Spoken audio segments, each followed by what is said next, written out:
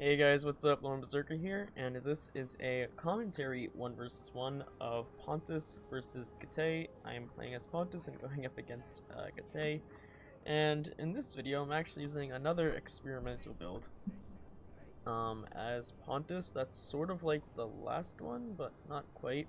And I'm still trying to figure out how I want to set it up, but this is how I set it up this game.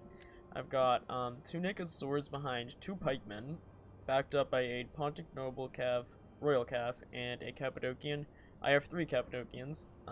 Then I've got on each flank 2 Pontic Swords, in the front 3 Eastern Archers, and in front of them 3 Theraio Spears, and then I've got 2 Scythian Horse Archers. The other setup I was actually thinking is doing a naked sword behind here, backed up by a Cappadocian back here, and leaving the center extremely weak.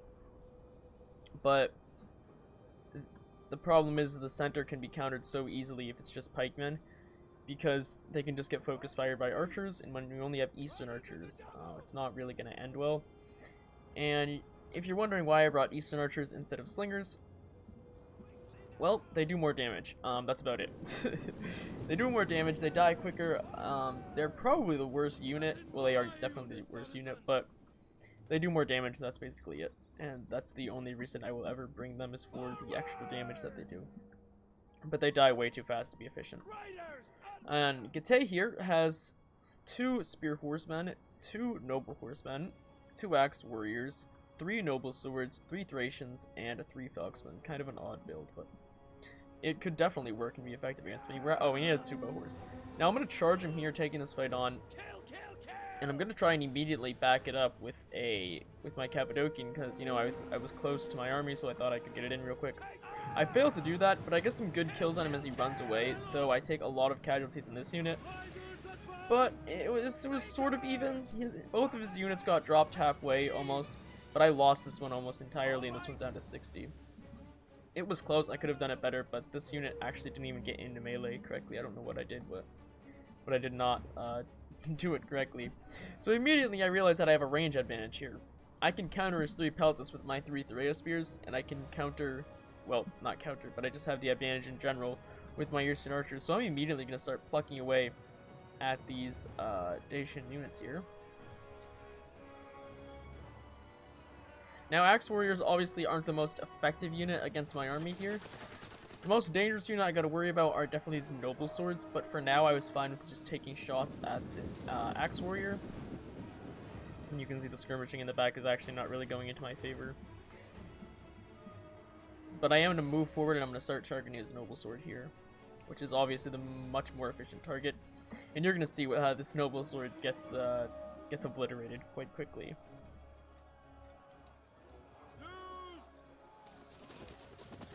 I have, I think, 1 archer. Yeah, I have 1 archer targeting the Axe Warrior and 2 archers targeting the Noble Sword. And the thing is, my opponent has to rush me, because he has no skirmishers. Well, he has skirmishers, but they're short range. They're not long range. Now, you just saw me realize it. I actually forgot to put my pikemen in phalanx. So that was almost disastrous, because if I sent them in without phalanx against Noble Swords, they would have got torn apart. You can see these Noble Swords are already down to 157. So Eastern Archers might suck in terms of their survivability, but in terms of damage, they can dish it out quite well. That's why I like them. I think, though, they die too fast, in my opinion. It's kind of ridiculous. But you'll see I will do tons of damage to that Noble Sword, and that is going to be vital later on. So if I was Gate, I would have definitely charged here 100%, or ran away, either one.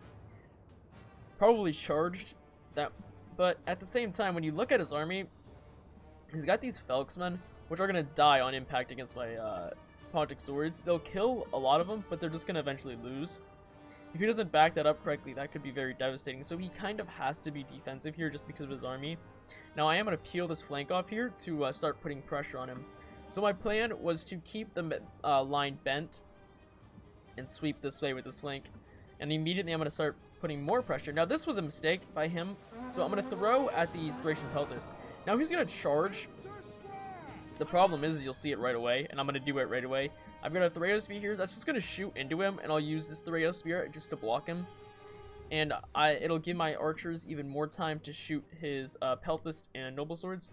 So this is completely fine by me. And he's just going to take a ridiculous amount of damage. The move here would have not been to charge, in my opinion. He could have feinted, thrown his javelins, and then ran away, but if he did that, I would have just shot him in the back, so in my opinion, he shouldn't have moved at all. You're going to see me here. To do this, by the way, just click J. I was told this, and it has come in handy a lot. You can catch a lot of people off guard if they're not paying attention, and he wasn't, so he's going to lose this horse archer here, and oh my god, wow. I obliterated that unit completely.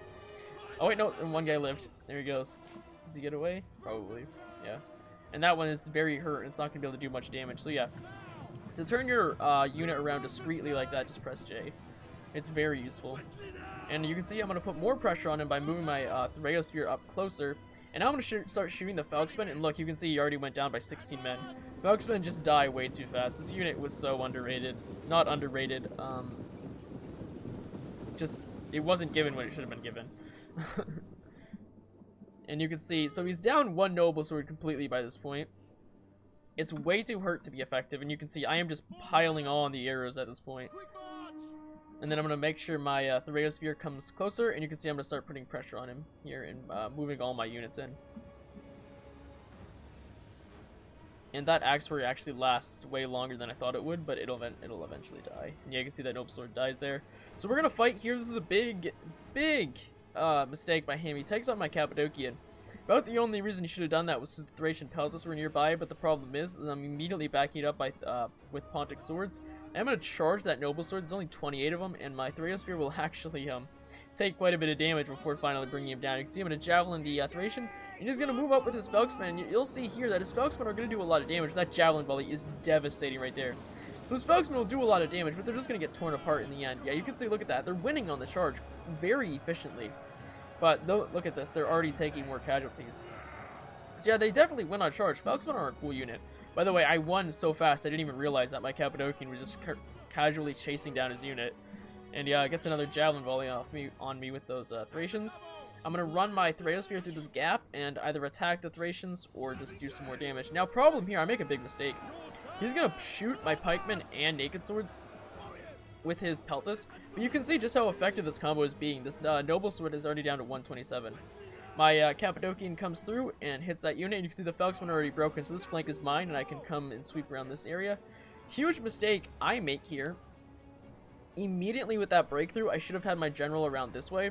If he countered with his Noble Horse, I would have a Cappadocian right here at 43, 2 Pontic Swords so I can withdraw and reline, and a Theranospear backing me up. But I would just got timid for some reason and didn't do it, and instead moved my Cav this way to block my flank from his Noble Horse, which was a huge mistake. I should have been more aggressive on this side, because now he's just going to chase me away with this one Spear Horseman, and that one Spear Horse will beat 43 Cappadocians. I have his general surrounded, and this freaking dude, this was stupid by me. I don't know what the hell I was doing. I think I was just screwing around. His general is going to tank it out and kill so many of my guys, so that's when you'll see me withdraw my units. I'll take out that Theranospear, that Naked Sword, and my Pontic Swords, and just leave the Pikemen in to poke the unit a little bit. And I got some arrows coming in from archers that weren't fully out of arrows, and then you can see I'm going to shoot that Spear Horseman. And now I'm bringing my Cappadocian and general back this way, which they should have been over here already. He's going to chase my Pontic Swords. Now this was a good move by him. Obviously, there's a huge line of sight right here for him to just charge and crush my Pontic Swords. He's going to do exactly that.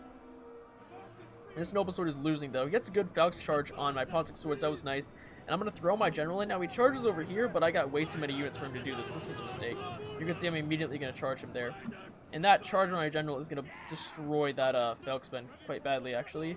So yeah, he gets a good charge, and he breaks both my Pontic Swords. This Naked Sword was supposed to rear charge that Noble Sword, but he got caught up in this fight over here, which was a mistake. You can see that Spear Horseman will beat my Cappadocian, and he gets away rather unscathed, which was kind of ridiculous, because I thought I had my Cappadocian chasing him, but apparently I didn't. And now this one Pontic Sword is actually losing over there because it's getting double teamed. Here comes the Naked Sword.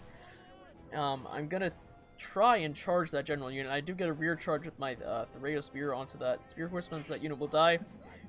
Cavalry is going in for a big fight over here. Now, initially he's going to win because he has Shot Cav, but I have infantry supported and melee Cav here, so my Cappadocians are eventually going to win that fight just by all the support. I'm going to rear charge the Noble Sword over here with my Naked Swords. and that'll hurt him a lot. And I'm gonna throw my 3 archers in there who are out of ammo at this point, just for morale purposes. I'm gonna run my Thraeosphere away because I'm not gonna give his general the glory of killing them yet, and that'll just distract his unit.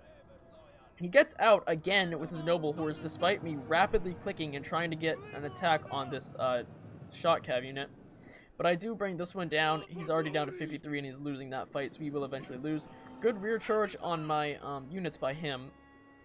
Actually, really good rear charge. But here come my Cappadocian. For some freaking reason, though, they decided to stop. But some of them intercept him. He's going to run away again. He's just kind of running around with the cav unit. It's actually, he's just charging it by pikemen now. It's just not, this isn't a good idea because he's taking way too many casualties and morale penalties. He should have not hit that clump of units and just run straight out. Well, this way he was running. He should have just ran it out. Because you can see, yeah, he's down to 33 and he just keeps running through my units and smashing into them, which, again, isn't the right move there. So now it's just his general left. And my pikeman is already lining up, and then I have my Thraeosphere to hit him from behind, or chase off the cav while these 2 units attack his general. And my cav is going to sweep around this way to rear charge his general.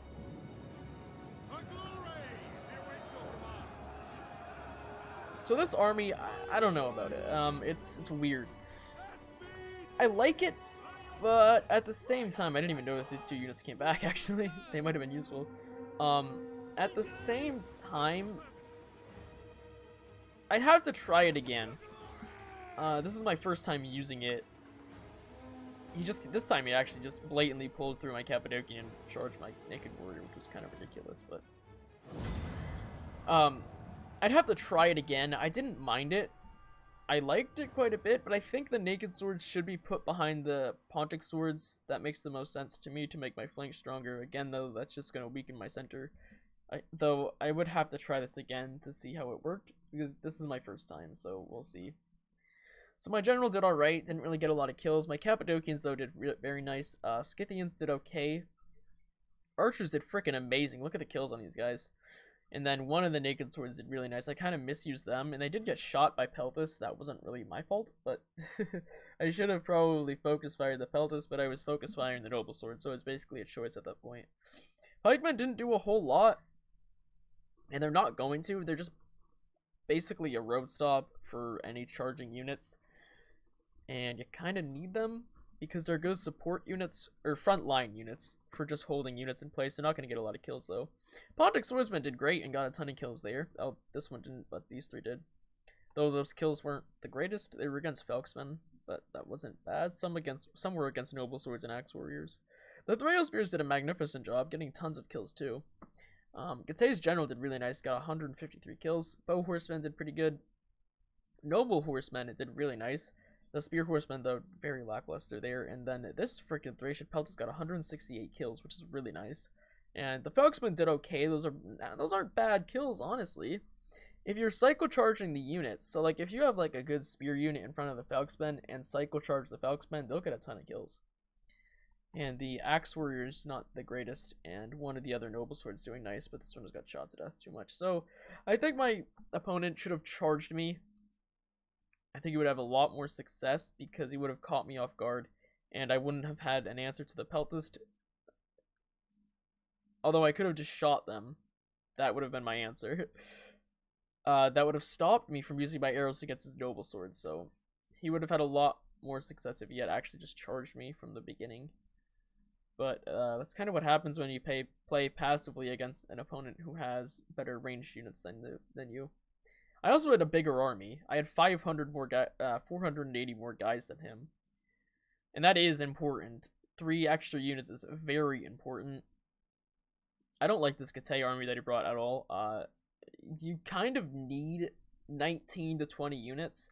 I don't go below 19 units, and you'll see that with my army. I rarely go below 20. I always have a full stack, because having numbers, just to have them, is nice. And it gives you a lot more wiggle room in terms of what you want to do. I always try to make my army as big as possible. But also, you don't want to go for numbers over quality all the time. But as Pontus, you have so much extra money, you can kind of build as big of an army as you want. At least that's kind of the situation I had here. So yeah, that is all. I will obviously be using this again in the future. possibly. I probably will. You'll probably see me use it in the future. So yeah, that is all, guys. Thank you so much for watching, and I'll see you next time. Goodbye.